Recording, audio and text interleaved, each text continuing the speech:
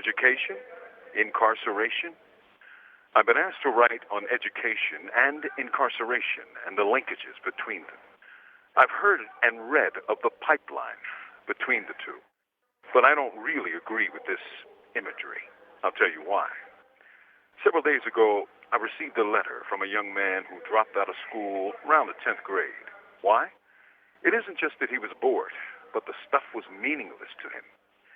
It wasn't until years later, when he heard and read of history, that which he had never heard of in school, it fired and inspired him enough that he got his GED and is now in college. That's not a pipeline. For today's educational system is a prison where bodies are locked within cells we call rooms, and minds are locked within lies and ignorance, while spirits wither into dead husks. Schools have become places where minds are sent to die. I'm going to cheat now, but don't be surprised, for I'm doing what both students and teachers now have to do to escape the travesty and tragedy of the testing mania that's ravaging schools today. Under Obama, just as under Bush, to enrich corporate educational plunderers. I'm telling you I'm cheating by leaving my words and going to one of the greatest educators and scholars of the 19th and 20th centuries. I speak of W.E.B. Du Bois. Du Bois taught at some of the finest universities in America, Atlanta University, Fisk University, and the University of Pennsylvania, where he lectured. But in what I regard as his finest work, Darkwater, 1920, Du Bois described how he lied to his students thus: I fought earnestly against posing before my class. I tried to be natural and honest and frank, but it was bitter hard. What would you say to a soft, brown face, aureoled in 1,000 ripples of gray-black hair, which knells suddenly?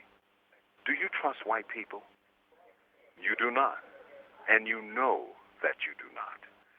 Much as you want to, yet you rise and lie and say you do. You must say it for her salvation and the world's. You repeat that she must trust them, that most white folk are honest, and all the while you are lying, and every level silent eye there knows you are lying, and miserably you sit and lie on to the greater glory of God. W.E.B. Du Bois from Darkwater. From that day in 1920 to this, nearly a century later, teachers lie to children about how this nation really is. And when they do, kids know, and a light goes out in their eyes. Schools become a prison where the truth is in a cell. When you smear mud into the mind of a child, you don't have to worry about pipelines. That child's mind is in prison already. The rest but a mere formality. Several days ago, the city of Philadelphia decided to close almost 40 schools. 40 schools. Is that because of a population decline? No. It's because city governments have plundered school budgets. They have sold out and sold off the public school system. So education equals incarceration. For to imprison the mind is to imprison one's future, one's hopes, one's destiny.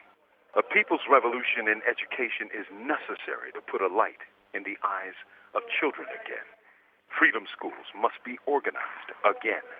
And we must do what even the great Du Bois couldn't do. Tell children the truth, for they can handle it.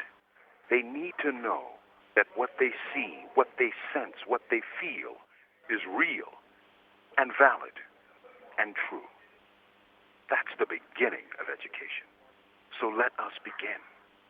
I thank you. On the move, long live John Africa. From Imprisoned Nation, this is Mumia Abu Jamal.